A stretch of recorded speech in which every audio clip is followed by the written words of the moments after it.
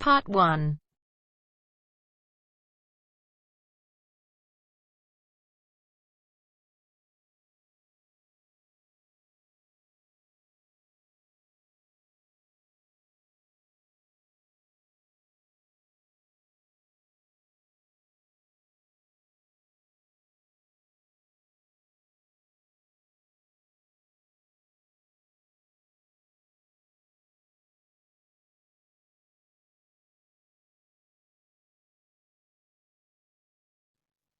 You will hear a woman, Paula, phoning her friend Ralph about an application to the local council for money for their drama club.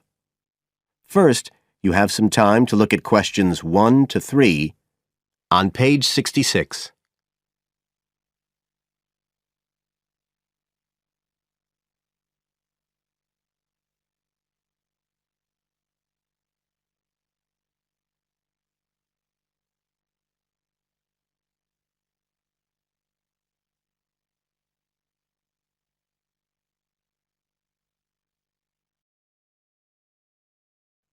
Now we shall begin. You should answer the questions as you listen because you will not hear the recording a second time. Listen carefully and answer questions 1 to 3.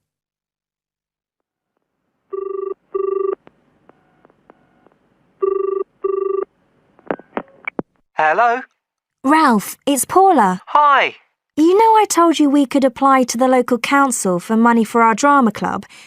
I've got the application form here, but we need to get it back to them by the end of the week. I could send it on to you. You really ought to fill it in as president of the club, but I don't know if it'll get to you in time. Well, you're the secretary, so I expect it's okay if you fill it in. Yeah, but I'd really like to check it together. Right, that's fine. Like, the first part asks for the main contact person. Can I put you there? Sure. Right, so that's Ralph Pearson. Oh, and then I need your contact address. So that's 203 South Road, isn't it? No, 2:30. Oh, sorry, I always get that wrong. Then it's Drayton. Oh, do you think they need a postcode? Better put it, it's DR6 8AB. Okay. Telephone number. That's 01453 586 098, isn't it? Yes. Right. Now, in the next part of the form, I have to give information about our group. So, name of group, that's easy. We're the Community Youth Theatre Group. But then I have to describe it. So, what sort of information do you think they want? Well, they need to know we're amateurs, not professional actors. And how many members we've got. What's that at present, 20? 18. And should we put in the age range? That's 13 to 22. No, I don't think we need to. But we'd better put a bit about what we actually do. Something like members take part in drama activities. Activities and workshops? OK. Right. That's all for that section, I think. You now have some time to look at questions 4 to 10 on page 66.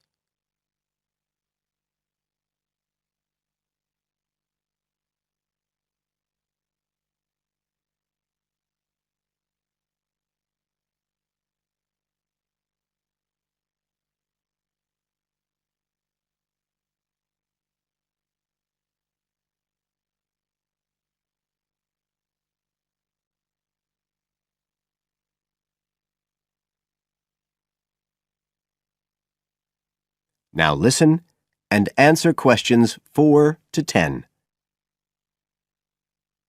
Now, the next bit is about the project itself, what we're applying for funding for.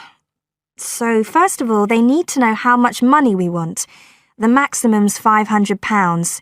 I think we agreed we'd ask for 250, didn't we? OK. There's no point in asking for too much. We'll have less chance of getting it. Then we need to say what the project, the activity is. Right.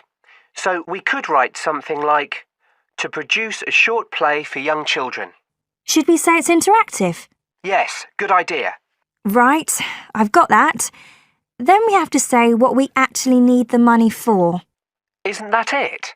No, we have to give a breakdown of details, I think. Well, there's the scenery. But we're making that. We need to buy the materials, though.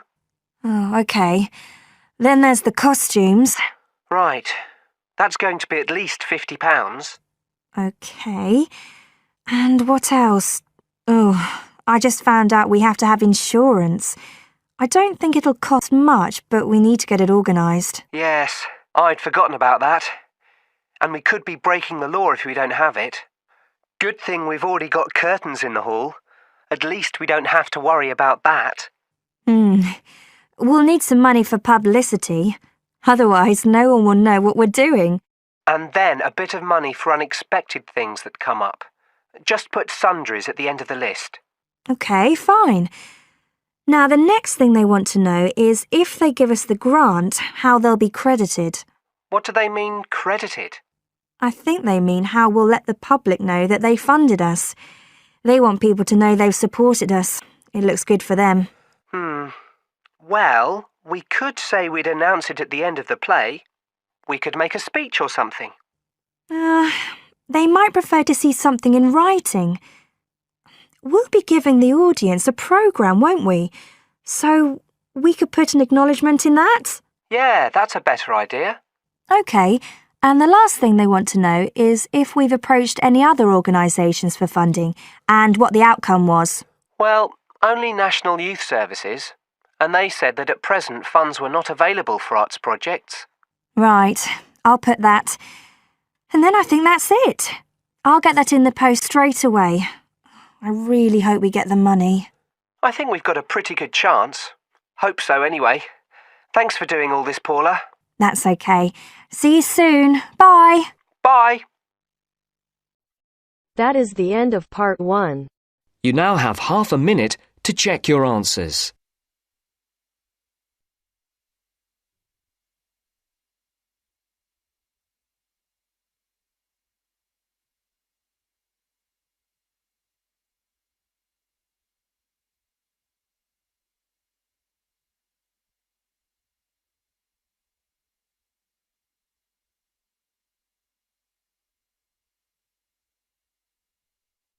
Now turns to part 2. Part 2.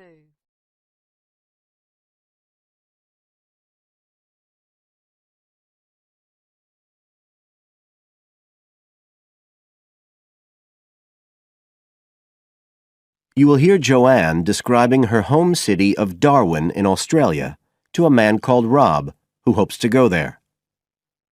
First, you have some time to look at questions 11 to 15 on page 67.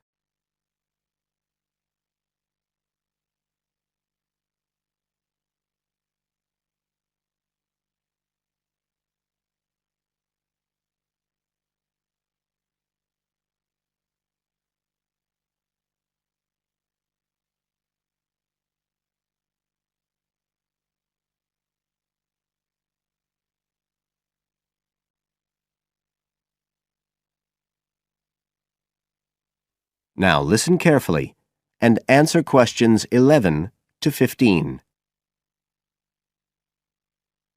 Joanne? Hi, you must be Rob. Nice to meet you. So, I hear you're planning to visit Australia. Yeah, and I really wanted to talk to you because I was thinking of spending some time in Darwin, and my sister told me you're from there. That's right. So, tell me about it. Well, where shall I start? Well, Darwin's in what they call the top end because it's right up at the northern end of Australia, and it's quite different from the rest of Australia in terms of cultural influences. In fact, it's nearer to Jakarta in Indonesia than it is to Sydney, so you get a very strong Asian influence there.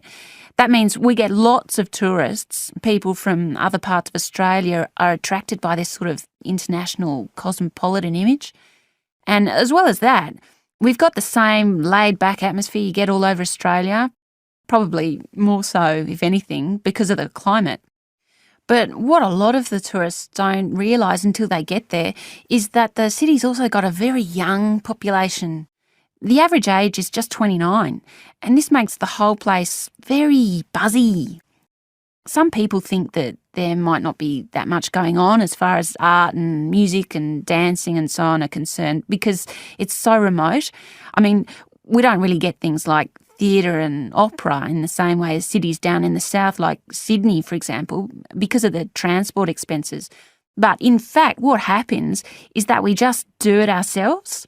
Lots of people play music, classical as well as pop, and there are things like artists groups and writers groups and dance classes. Everyone does something. We don't just sit and watch other people.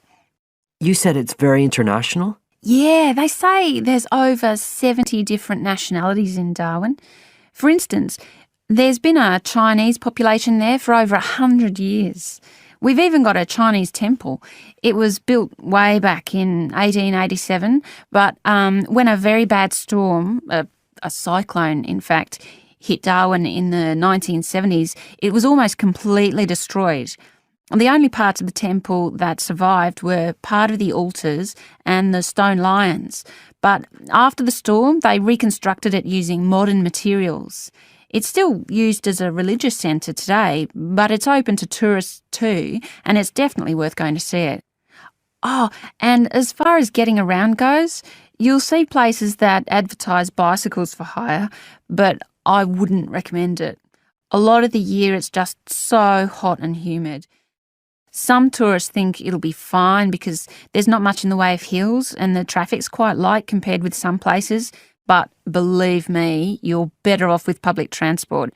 It's fine and not expensive. Or you can hire a car, but it's not really worth it. What's the swimming like?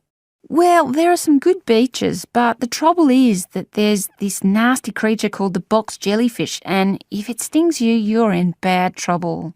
So you have to be very careful most of the year, especially in the winter months. You can wear a lycra suit to cover your arms and legs, but I wouldn't like to risk it even so, personally. And there are the saltwater crocodiles too. I mean, I don't want to put you off. There are protected swimming areas netted off where you'll be safe from jellyfish and crocs, or there are the public swimming pools. They're fine, of course. You now have some time to look at questions 16 to 20 on page 68.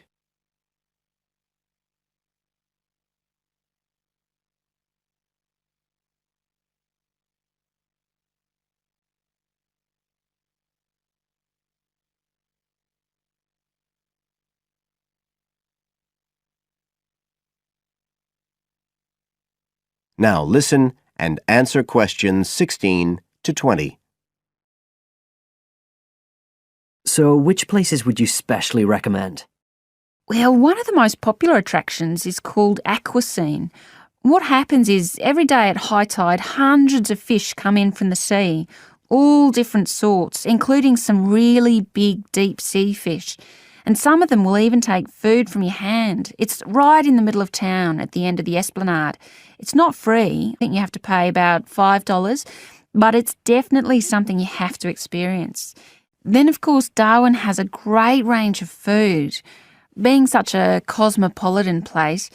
And if you don't have lots to spend, the best place to go is to Smith Street Mall, where they have stalls selling stuff to eat. There's all sorts of different things, including Southeast Asian dishes, which I really like. You'd think there'd be plenty of fresh fish in Darwin, as it's on the coast, but in fact, because of the climate, it mostly gets frozen straight away. But you can get fresh fish in the restaurants on Cullen Bay Marina. It's a nice place to go for a special meal, and they have some good shops in that area too. What else? Well, there's the Botanic Garden. It's over 100 years old and there's lots to see. An orchid farm, rainforest, a collection of palm trees, a wetlands area. You can easily spend an afternoon there. That's at Fanny Bay, a couple of kilometres out to the north. Then, if you've got any energy left in the evening, the place to go is Mitchell Street. That's where it all happens as far as clubs and music and things are concerned. You'll bump into lots of my friends there. Talking of friends, why don't I give you some email addresses? I'm sure they wouldn't mind. That is the end of part 2. You now have half a minute to check your answers.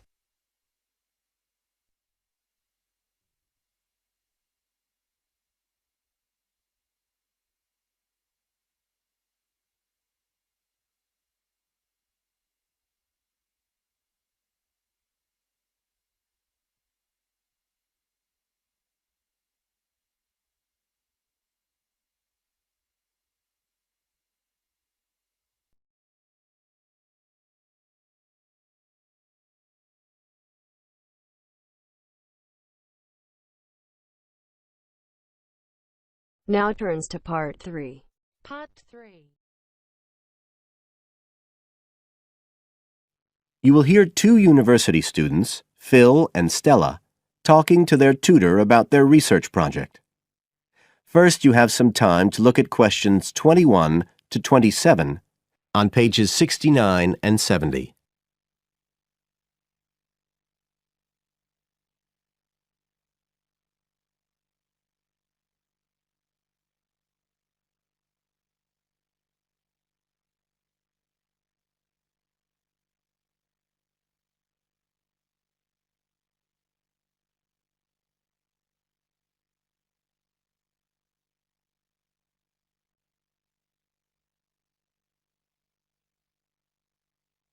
Now listen carefully and answer questions 21 to 27. Come in. Ah, yes, Stella. Is Phil there too? Good. Come on in. OK, so you're here to discuss your research project. Have you decided what to focus on? You were thinking of something about the causes of mood changes, weren't you? Yes, but the last time we saw you, you suggested we narrowed it down to either the effects of weather or urban environment. So we've decided to focus on the effects of weather. Right, that's more manageable. So, your goal is, Phil? To prove the hypothesis, no, to investigate the hypothesis that the weather has an effect on a person's mood. Good. And what's your thesis, Stella? Well, our thesis is that in general, when the weather's good, it has a positive effect on a person's mood, and bad weather has a negative effect. Can you define your terms here? For example, what do you mean by good and bad? OK, well, good would be sunny, warm weather, and bad would be when it's cold and cloudy or raining. And how would you define an effect on a person's mood? What would you be looking to find? An effect on the way a person feels. A change in the way they feel, like from feeling happy and optimistic to sad and depressed. Right. And what sort of weather variables will you be looking at? Oh, sunshine, temperature, cloudiness, precipitation, among others. It'll depend a bit what the weather's like when we do the survey. Fine. We'll talk about that in a minute. But first, what about background reading? I gave you some suggestions. Did you manage to read any of it? Yes, we read the Ross Vickers article, the one comparing the groups of American Marines training in summer and winter. That's quite relevant to our study. It was interesting because the Marines who were training in the cold winter conditions tried to cheer themselves up by thinking of warm places, but it didn't really work. Yes, they were trying to force themselves to have a positive mental outlook, but in fact it had the opposite effect, and they ended up in a very negative state of mind. And we found some more research by someone who wasn't on the reading list you gave us, George Whiteborn. He compared people living in 3 countries with very different climatic conditions. Actually, he looked at several things, not just the weather. But he found some people's reactions to bad weather were much worse than others, and it was linked to how stressed they were generally. The weather on its own didn't have such a significant effect on mood. And we looked at a paper by Haverton. Yeah, he broke weather up into about 15 or 16 categories and did qualitative and quantitative research. He found that humans respond to conditions in the weather with immediate responses, such as fear or amazement. But these responses can also be linked to associations from their earlier life, such as a particular happy or sad event. Did you have a look at Stanfield's work? Yes. It was interesting because the type of questions he asked was similar to what we were planning to use in our survey. Yes. He asked people how they were feeling on days with good and bad weather. He found the biggest factors seemed to be the humidity. Moods were most negative on days with a lot of rainfall. Long periods without sunshine had some effect, but nothing like as much. That could be quite a useful model for your project. Yes, we thought so too. Although we can't continue our survey for as long as he did. He did his over a 6-month period. You now have some time to look at questions 28 to 30 on page 70.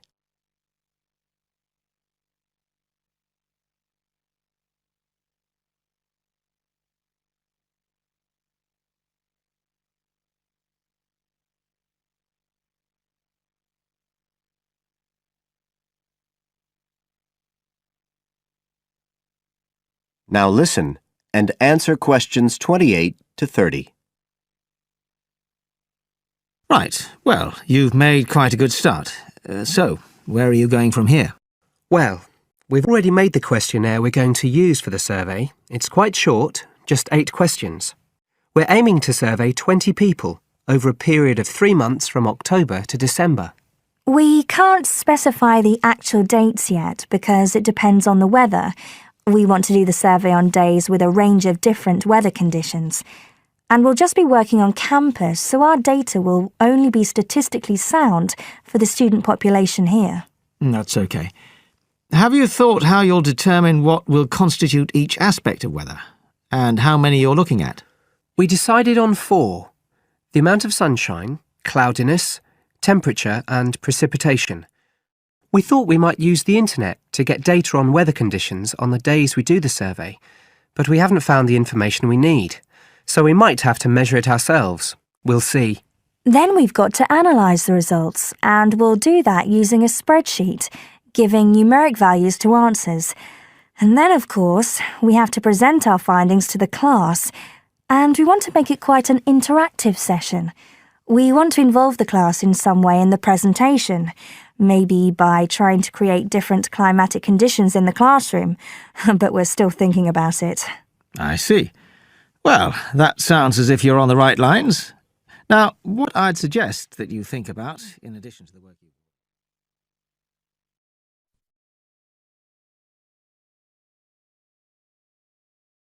That is the end of part 3. You now have half a minute to check your answers.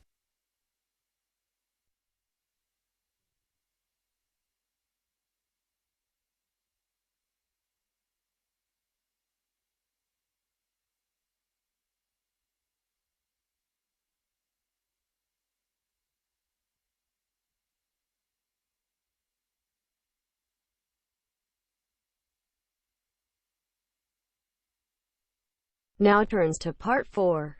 Part 4. You will hear a lecturer in education talking about some experiments done in the USA to investigate the effects of reducing class sizes. First, you have some time to look at questions 31 to 40 on pages 71 and 72.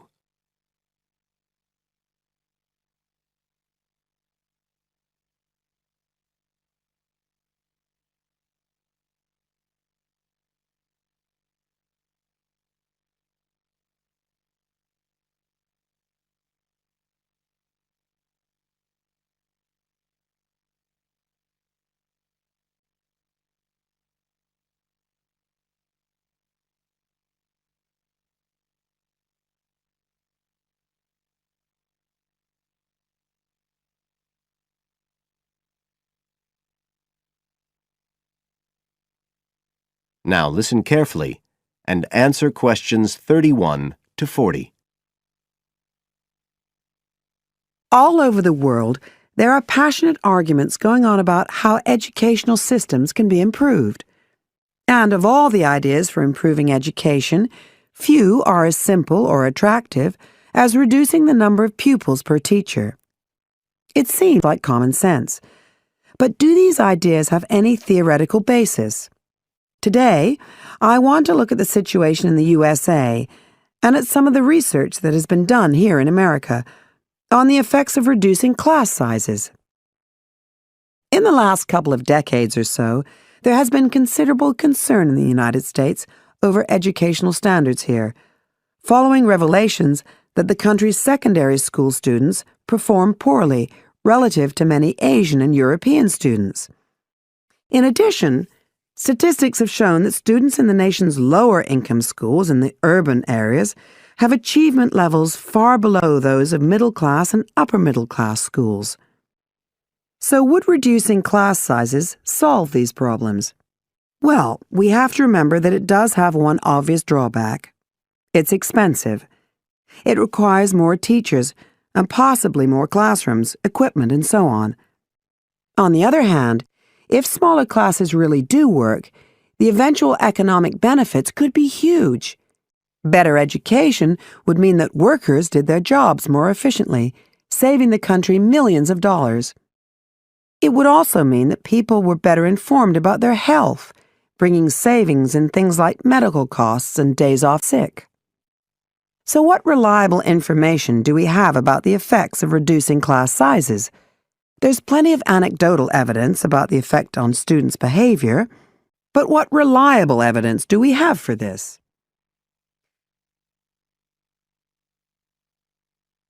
Let's have a look at 3 research projects that have been carried out in the USA in the last couple of decades or so. The first study I'm going to look at took place in the state of Tennessee in the late 1980s. It involved some 70 schools. In its first year, about 6,400 students were involved, and by the end of the study, 4 years later, the total number involved had grown to 12,000. What happened was that students entering kindergarten were randomly assigned to either small classes of 13 to 17 students or regular-sized classes of 22 to 26. The students remained in whatever category they had been assigned to through the 3rd grade, and then, after that, they joined a regular classroom. After the study ended in 1989, researchers conducted dozens of analyses of the data. Researchers agree that there was significant benefit for students in attending smaller classes, and it also appears that the beneficial effect was stronger for minority students. However, there's no agreement on the implications of this. We still don't know the answer to questions like how long students have to be in smaller classes to get a benefit, and how big that benefit is, for example. The second project was much larger and took place in California. Like the Tennessee study, it focused on students from kindergarten through to grade 3, but in this case, all schools throughout the state were involved. The experiment is still continuing, but results have been very inconclusive, with very little improvement noted. And the project has, in fact, also had several negative aspects. It meant an increased demand for teachers in almost all California districts. So the better-paying districts got a lot of the best teachers, including a fair number that moved over from the poorer districts. And there were a lot of other problems with the project. For example, there weren't any effective procedures for evaluation. All in all, this project stands as a model of what not to do in a major research project. A third initiative took place in the state of Wisconsin at around the same time as the California project began, and it's interesting to compare the two. The Wisconsin project was small. Class sizes were reduced in just 14 schools, but it was noteworthy because it targeted schools at which a significant proportion of the students were from poor families, compared with California's one-size-fits-all approach. Analysts have found that the results are very similar to the Tennessee project, with students making gains that are statistically significant, and that are considerably larger than those calculated for the California initiative. Now, I'd like to apply some of these ideas to the latest. That is the end of part 4. You now have half a minute to check your answers.